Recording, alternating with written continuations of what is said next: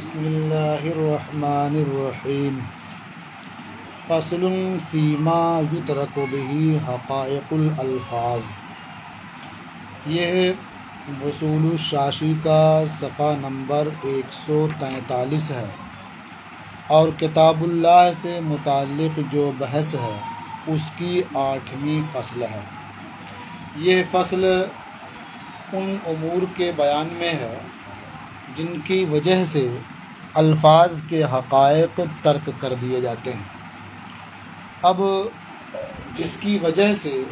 لفظ کی حقیقت متروک ہوتی ہے اس کی 5 قسمیں ہیں۔ ان میں پہلی قسم ہے دلالت العرف، یعنی عرف کی دلالت کی وجہ سے لفظ کی حقیقت متروک ہوتی ہے۔ اب عرف اور عادت کی دلالت کی بنیاد پر لفظ کی حقیقت متروک کیوں ہوتی ہے؟ اس کی وجہ یہ ہے کہ الفاظ سے احکام کا ثبوت اس وجہ سے ہوتا ہے کہ لفظ متکلم کے معنی مراد پر دلالت کرتا ہے، تو لفظ کے معنی مراد پر دلالت کرنے کی وجہ سے لفظ سے حکم کا ثبوت ہوتا ہے۔ تو جب لفظ کا معنی لوگوں کے درمیان متعارف اور مشہور ہو تو اس معنی کا متعارف ہونا اس بات کی دلیل ہے کہ وہی معنی متعارف متکلم کی مراد ہے، لہذا اسی معنی متعارف پر حکم کا ترتب بھی ہوگا۔ تو اب لفظ بولا جائے گا تو عرف کی دلالت کی وجہ سے جو اس کا معنی متعارف ہے وہی مراد لیا جائے گا اور اسی پر حکم کی بنیاد رکھی جائے گی۔ مثلا اگر کسی شخص نے قسم کھا لی لا یشتری رأسا، کہ وہ سر نہیں خریدے گا، تو اب سر کا ایک عام معنی ہے، کسی بھی چیز کا سر ہو، انسان کا سر ہو، بکری کا سر ہو، گائے بھینس کا سر ہو، پرندے کا سر ہو، کسی کا بھی سر ہو۔ لیکن جب اس نے لا یشتری راسن کہا تو ایسے موقع پر اس کی یہ قسم محمول ہوگی اس راز پر جو لوگوں کے درمیان متعارف ہے۔ تو لوگوں کے درمیان متعارف کیا ہے؟ جب سر خریدنے کی بات کی جاتی ہے تو اس سے مراد بکرے کا سر ہوتا ہے یا گائے بھینس کا سر ہوتا ہے، کسی پرندے کا سر نہیں ہوتا ہے، کیونکہ پرندوں کا سر خریدنا یہ متعارف نہیں ہے۔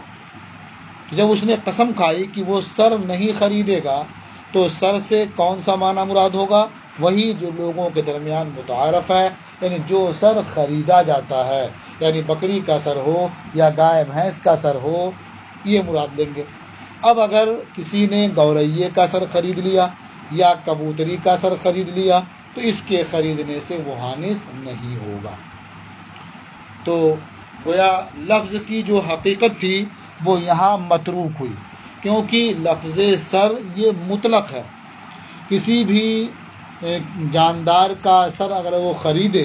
تو اس لفظ کا تقاضا یہ تھا کہ وہ حانث ہو جائے، اس لیے کہ اس نے سر خریدنے کی بات کہی تھی، سر نہیں خریدے گا۔ اور گورئیے اور کبوتری کا سر خریدنے سے وہ حانث نہیں قرار پا رہا، کیوں؟ اس لیے کہ عرف میں گورئیے یا کبوتری کے سر کے تعلق سے خریدنے کا اطلاق نہیں ہوتا ہے اور عرف میں یہ نہیں بولا جاتا ہے، اس لیے گورئیے کا سر خرید لیا یا کبوتری کا سر خرید لیا تو وہ حانث نہیں ہوگا۔ اب آپ یہ نہ سمجھیں کہ حقیقت یہاں ترک کر دی گئی تو اب معنی مجازی مراد ہوگا، نہیں۔ یہاں حقیقت کی 2 قسمیں ہیں، ایک ہے حقیقت کاملہ اور ایک ہے حقیقت قاصرہ۔ حقیقت کاملہ کا مطلب یہ ہے کہ لفظ کی جس کے لیے وضع ہوئی ہے وہ اس سے مراد ہو، وہ حقیقت کاملہ ہے اس کی۔ اور اگر اسی مطلق وضع ہے اور اس کو بعض افراد کے ساتھ مقید کر دیا جائے، خاص کر دیا جائے، تو وہ بھی حقیقت ہے، کیونکہ اس کے لیے بھی اس لفظ کی وضع ہوئی ہے، لیکن اس کے اطلاق کو ختم کر دیا گیا ہے، بعض کے ساتھ مقید کر دیا گیا ہے، تو گویا یہ حقیقت قاصرہ ہوئی، کاملہ نہیں ہوئی۔ تو جہاں یہ کہہ رہے ہیں کہ حقیقت متروک ہے اس مثال میں، تو وہ حقیقت کاملہ متروک ہے، اور جو مراد لیا ہے وہ مجاز نہیں ہے، وہ بھی حقیقت ہی ہے، لیکن وہ حقیقت قاصرہ ہے۔ دیکھیے، وما یترک بہ حقیقت اللفظ خمسۃ انواع، اور وہ چیز جس کی وجہ سے لفظ کی حقیقت ترک کر دی جاتی ہے، 5 نوعیں ہیں، 5 قسمیں ہیں، اس کی 5 قسمیں ہیں۔ یہ 5 قسمیں استقرائی ہیں، تتبع اور تلاش سے یہ 5 قسمیں سامنے آئی ہیں۔ احدها دلالت العرف، ان 5 قسموں میں ایک قسم ہے دلالت العرف، یعنی عرف اور عادت کی دلالت۔ دلالت عرف کی وجہ سے لفظ کی حقیقت کیوں متروک ہوتی ہے، اس کی جانب اشارہ کرتے ہوئے فرماتے ہیں وَذَلِكَ لِأَنَّ ثُبُوتَ الْأَحْكَامِ بِالْأَلْفَاظِ إِنَّمَا كَانَ لِدَلَالَةِ اللَّفْظِ عَلَى الْمَعْنَى الْمُرَادِ لِلْمُتَكَلِّمِ۔ دلالت عرف کی وجہ سے حقیقت ترک کرنا اس وجہ سے ہے کہ الفاظ کے ذریعہ احکام کا ثبوت یہ لفظ کے متکلم کے معنی مراد پر دلالت کرنے ہی کی وجہ سے ہوتا ہے۔ فَإِذَا كَانَ الْمَعْنَى مُتَعَارَفًا بَيْنَ النَّاسِ كَانَ ذَلِكَ الْمَعْنَى الْمُتَعَارَفُ دَلِيلًا عَلَى أَنَّهُ هُوَ الْمُرَادُ بِهِ ظَاهِرًا، تو جب لفظ کا معنی لوگوں کے درمیان متعارف ہو تو وہ معنی متعارف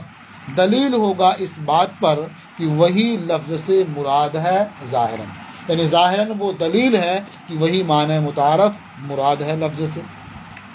فَيَتَرَتَّبُ عَلَيْهِ الْحُكْمُ، تو اسی معنی متعارف پر حکم کا ترتب ہوگا، یعنی اسی معنی متعارف پر حکم لگے گا۔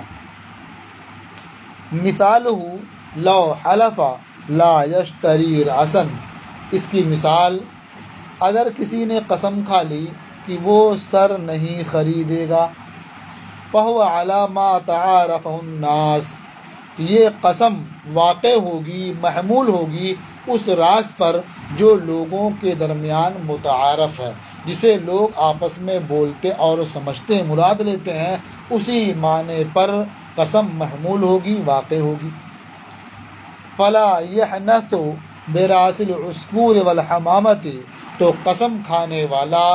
گورئیے اور کبوتری کا سر خریدنے سے حانث نہیں ہوگا، یعنی قسم کھانے والے نے قسم کھانے کے بعد کبوتری کا سر خرید لیا یا گورئیے کا سر خرید لیا تو اس کی قسم نہیں ٹوٹے گی، وہ حانث نہیں ہوگا۔ کیوں حانث نہیں ہوگا؟ اس لیے کہ عرف میں، عادت میں جب سر خریدنے کی بات کی جاتی ہے تو گورئیے یا کبوتری کا سر مراد نہیں لیا جاتا ہے، بلکہ بکری یا گائے بھینس کا سر مراد لیا جاتا ہے۔ تو حکم کا جو ترتب ہوگا اسی معنی متعارف پر ہوگا، یعنی مثلا بکری کا سر خریدنے پر ہوگا۔ دوسری مثالیں وَكَذَلِكَ لَوْ حَلَفَ لَا يَأْكُلُ بَيْضًا، اور یوں ہی اگر کسی نے قسم کھا لی کہ وہ انڈا نہیں کھائے گا، لا یأکل بیضا، وہ انڈا نہیں کھائے گا، تو اس کی یہ قسم محمول ہوگی، واقع ہوگی انڈا کے معنی متعارف پر، یعنی انڈا کا جو متعارف ہے مفہوم، جو معنی اس کا متعارف ہے، جو لوگ عرف میں مراد لیتے ہیں، اسی معنی پر یہ قسم محمول ہوگی۔ اگر وہی متعارف انڈا کھائے گا تو حانث ہوگا، اور وہ نہیں کھائے گا تو دوسرا غیر متعارف انڈا کھانے سے وہ حانث نہیں ہوگا۔ لہٰذا اگر اس نے گورئیے کا انڈا کھا لیا یا کبوتری کا انڈا کھا لیا تو اس سے وہ حانث نہیں ہوگا۔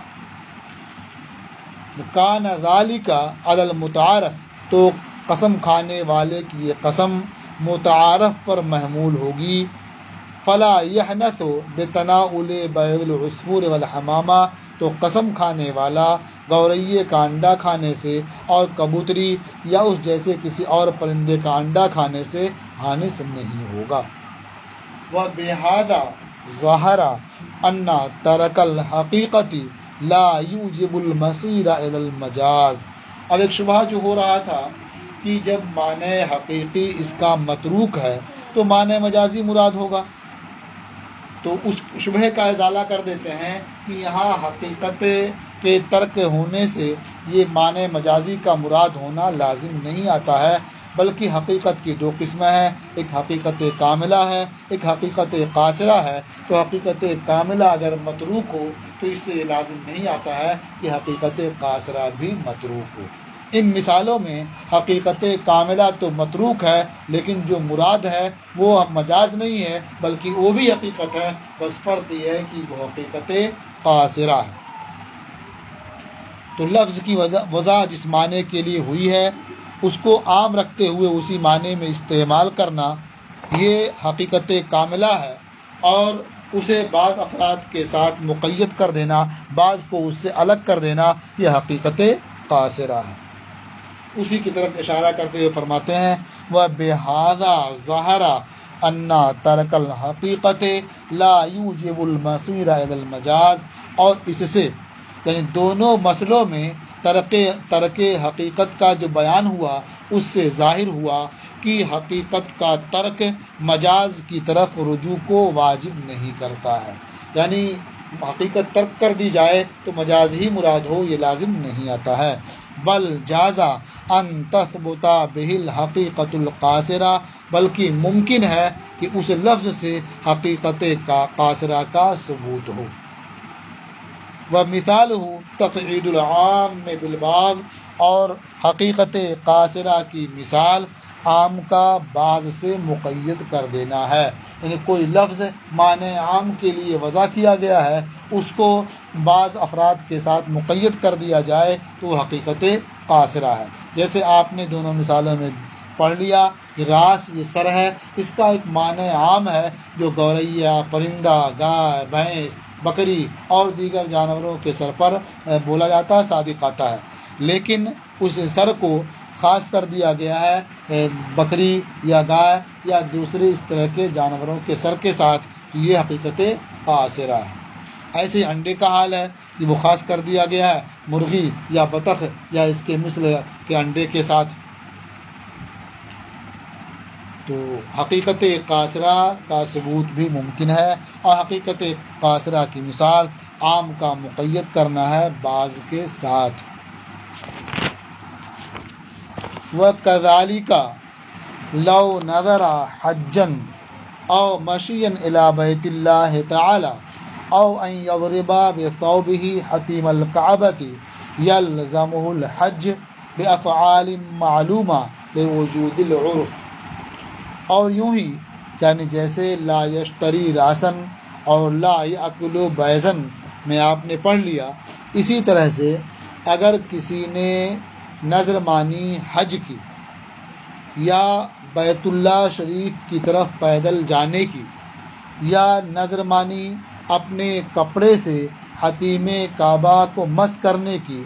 تو اس پر حج لازم ہو جائے گا، یعنی جس نے نظر مانی ہے اس پر حج لازم ہو جائے گا۔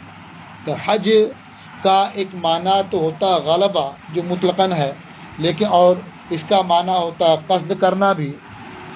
تو عرف شرعی میں یہ حقیقت کاملہ ہے یا قاصرہ ہے لغت کے اعتبار سے قصد مخصوص میں، یعنی حج کا معنی مطلقاً قصد کرنا ہوا، یہ حقیقت کاملہ ہے، اور خاص قصد یہ حقیقت قاصرہ ہے۔ تو نظر مانی حج کی، تو حج کی حقیقت کیا ہے لغت کے اعتبار سے